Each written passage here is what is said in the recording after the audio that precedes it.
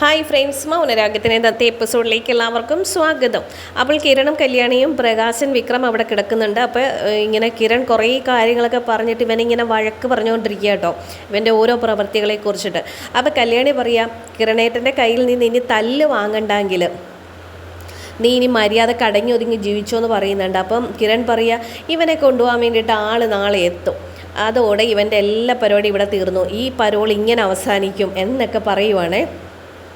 വിക്രത്തിനാണോ നല്ല ദേഷ്യം വരുന്നുണ്ട്, പക്ഷെ ഒന്നും ചെയ്യാൻ പറ്റുന്നില്ലല്ലോ, ആരോഗ്യസ്ഥിതി കൊണ്ട്. പ്രകാശനാണ് ഉള്ളിൻ്റെ ഉള്ളിൽ സന്തോഷവും വരുന്നുണ്ട് കേട്ടോ. ഇവൻ്റെ പരോൾ ഇങ്ങനെ അവസാനിക്കുകയാണ്, കാരണം ഇത്രയും പ്രശ്നം ഉണ്ടാക്കിയതുകൊണ്ട് സ്റ്റേഷനിൽ കംപ്ലയിൻറ്റ് ചെയ്തുകൊണ്ട് അവർ പോലീസുകാർ വരും, ഇവനെ ഉറപ്പായിട്ടും കൊണ്ടുപോകുമെന്ന് പറയുന്നുണ്ട്. അങ്ങനെ ഇവർ സംസാരിച്ചിട്ട് പറയുകയെങ്കിൽ ഞങ്ങൾ പോകാമെന്നും പറഞ്ഞ് ഇവരങ്ങ് പോവുകയാണേ. ആ സമയത്തേക്ക് വിക്രം പറയാം, എന്താ അവളെ ഇങ്ങോട്ട് വിളിച്ചു വരുത്തിയത് എന്ന് ചോദിക്കുക. അപ്പോൾ നമ്മുടെ പ്രകാശം പറയാം, അത് ഞാൻ ആരെയും വിളിച്ചു പറഞ്ഞില്ല, അവർ വരുമ്പോൾ വരാണ്ടാന്നൊന്നും എനിക്ക് പറയാൻ പറ്റത്തില്ല എന്ന് പറയുന്നുണ്ട്.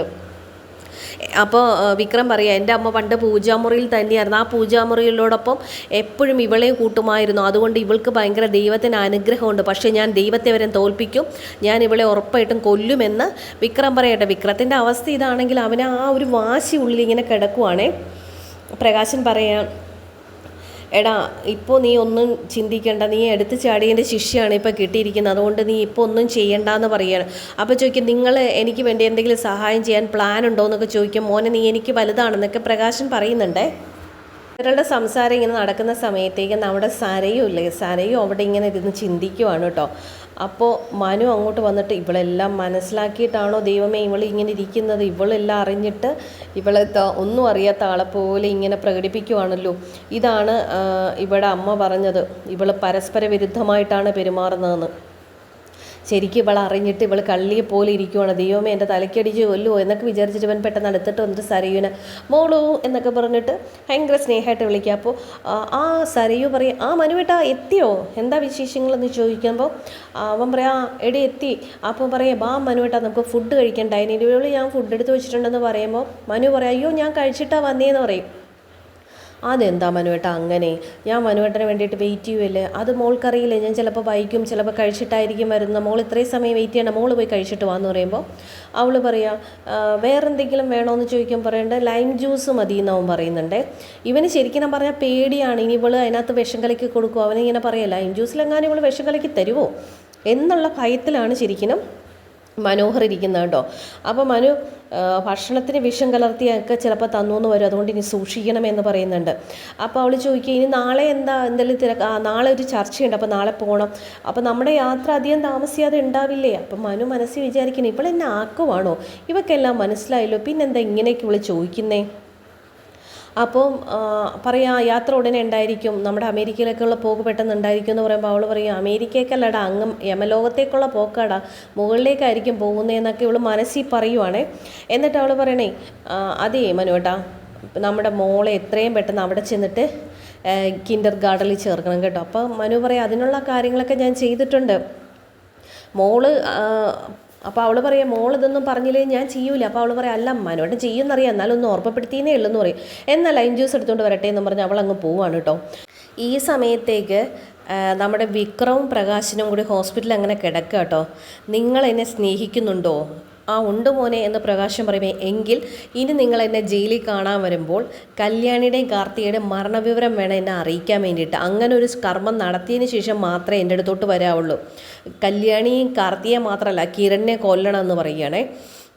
അവരുടെ മരണമാണ് എനിക്കറിയേണ്ടത്, കായിക ബലവും ആയുധബലവും ഒന്നും അല്ല വേണ്ടത്. എടോ താൻ വല്ല ഭക്ഷണത്തിൽ വിഷം കലർത്തിയിട്ടായാലും അവർ രണ്ടുപേരെയും കിരണിനെയും കല്യാണിനെയും കൊന്നു തരണം എന്ന് പറയുവാണേ.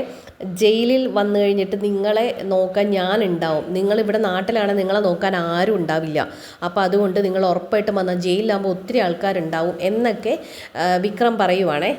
അങ്ങനെ സംസാരിച്ചുകൊണ്ടിരിക്കുമ്പോൾ ബെല്ല് വരും കേട്ടോ, റൂമിലേക്ക് ആരോ വരുന്നുണ്ട്. അവ വിക്രമും പ്രകാശനും കൂടി ഇങ്ങനെ നോക്കും ആരാ വരുന്നതെന്ന്. നേരെ കല്യാണിയും കിരണ കേട്ടോ വരുന്നത്. അപ്പോൾ വിക്രത്തിന് നല്ല ദേഷ്യം വരുന്നുണ്ട്, പക്ഷെ ഒന്നും ചെയ്യാൻ പറ്റുന്നില്ല. പ്രകാശൻ എന്നോട് കിരൺ ചോദിക്കാല്ലേ, എന്താടാ കൊലയാളി, നീ നടക്കാനൊക്കെ തുടങ്ങിയോ എന്ന് ചോദിക്കുക. അപ്പം പ്രകാശൻ പറയും, ഞാൻ പിടിച്ച് നടത്തിച്ചായിരുന്നു. അവ കല്യാണി പറയാം, അച്ഛനോട് എത്ര പറഞ്ഞാലും അച്ഛന് മനസ്സിലാവില്ലല്ലോ, ആ അമ്മുമ്മ അച്ഛൻ്റെ കാല് തല്ലി ഓടിച്ചു, ശരിക്കും പറഞ്ഞ് ഇവൻ്റെ കാലാണ് തല്ലി ഓടിക്കേണ്ടതെന്നൊക്കെ പറയുവാണേ. മക്കൾ എത്ര ക്രിമിനലായാലും ഒരമ്മമാർക്ക് അവരുടെ മക്കളെ തിരുവോണത്തിനെങ്കിലും കൂടെ ഉണ്ടാവണമെന്ന് ആഗ്രഹിക്കുന്നവരാണ് എന്ന് കല്യാണി പറയുക കേട്ടോ. പക്ഷേ എൻ്റെ അമ്മ നീ ഒരിക്കലും കൂടെ ഉണ്ടാവരുതെന്ന് ആഗ്രഹിക്കുന്ന ഒരു അമ്മയാണ്. കാരണം നീ അത്രയ്ക്ക് വലിയ ദുഷ്ടനാണ്, നിന്നെ തൂക്കിക്കൊല്ലണമെന്ന് പ്രാർത്ഥിക്കുന്ന അമ്മയാണ് വീട്ടിലുള്ളത്. അങ്ങനെയൊക്കെ സംസാരിച്ചുകൊണ്ട് നിൽക്കുന്ന സമയത്തേക്ക് പോലീസുകാരങ്ങോട്ട് വരുവാണ് കേട്ടോ. നിങ്ങളെത്തിയോ? വന്നു എന്ന് പറഞ്ഞിട്ട് പോലീസുകാർ പറയുക, ഇനി നിന്നെ ഞങ്ങളങ്ങ് കൊണ്ടുപോവാം, എങ്ങനെയുണ്ടടാ എന്ന് ചോദിക്കുമ്പോൾ വിക്രം ഇങ്ങനെ ചുമച്ചിട്ടൊക്കെ പറയുക, കുറച്ച് അവശതയുണ്ട് സാറേ, നിൻ്റെ അവശതയൊക്കെ നിൻ്റെ കൈ വെച്ചാൽ മതി, നീ വന്ന് അവിടെ കിടക്ക്. ശരിക്കും പറഞ്ഞാൽ ഇവനെ ലോക്കപ്പ് മർദ്ദനത്തിനൊക്കെ ഇവനെ കൊന്നുകളയേണ്ടതാണ് എന്ന് പോലീസുകാരൻ പറയുവാണ് കേട്ടോ. അപ്പോൾ കിരൺ പറയാം, അങ്ങനെയൊന്നും മരിക്കാനുള്ളതല്ല, ഇവൻ ഇഞ്ചിഞ്ചായിട്ട് കിടന്ന് മരിക്കേണ്ടതാണ്. അപ്പോൾ പോലീസുകാരൻ പറയാം, ഡിസ്ചാർജൊക്കെ ആയിട്ടുണ്ട്, നമുക്ക് പോവാം, നീ എഴുന്നേക്കടാന്ന് പറഞ്ഞ് ഇവനെ ബലമായിട്ട് പിടിച്ചെഴുന്നേപ്പിച്ചിട്ട് അവരങ്ങ് കൊണ്ടുപോവാണ് കേട്ടോ. അവനെ പോലീസുകാർ കൊണ്ടുപോയി. പക്ഷെ ആ സമയത്തേക്ക് കല്യാണി ഫുള്ള് പ്രകാശിനെ മാച്ചിയായിരുന്നു, പ്രകാശിന് വിഷമമുണ്ടോ എന്നൊക്കെ. അപ്പോൾ അവൾക്കുള്ളിൽ മനസ്സിലാവുന്നുണ്ട്, പുത്രവാത്സല്യം കൊണ്ടിട്ട് പുള്ളി വേണ്ട, അയ്യോ സാറേ കൊണ്ടുപോലെന്നെങ്കിലും പറയേണ്ടതായിരുന്നു. പക്ഷേ ഒരു നിർവികാര ഫീലാണ് പുള്ളിയുടെ മുഖത്തൊക്കെ ഉള്ളത്. അപ്പോൾ കല്യാണിക്ക് അത് മനസ്സിലാവുന്നുണ്ടായിരുന്നു.